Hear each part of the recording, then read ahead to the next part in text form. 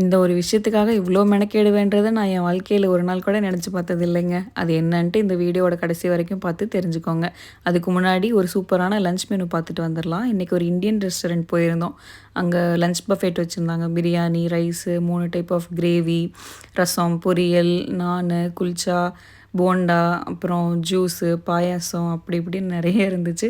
எல்லாத்தையும் ஒரு கட்டு கட்டிட்டு அந்த இடத்துக்கு கிளம்பிட்டோம். இதுக்கு மேலேயும் பில்டப் கொடுக்க விரும்பலை. ரொம்ப நாளாக தேடிட்டு இருந்த கருவேப்பிலை செடியை தான் இன்றைக்கி வாங்க வந்திருக்கோம். ஜப்பான் சூப்பர் மார்க்கெட்டில் இது சுத்தமாக கிடைக்காது. அதனால தான் இதுக்காக இவ்வளோ தேடல். நான் என்னோட ஹஸ்பண்டும் ரொம்ப நாளாக இன்டர்நெட்டில் தேடிட்டு இருந்தோம் வாங்கலாம்னு சொல்லிட்டு. ரீசெண்டாக ஒரு ஃப்ரெண்டு மூலமாக தான் தெரிஞ்சது இந்த இடத்துல இருக்குன்ட்டு.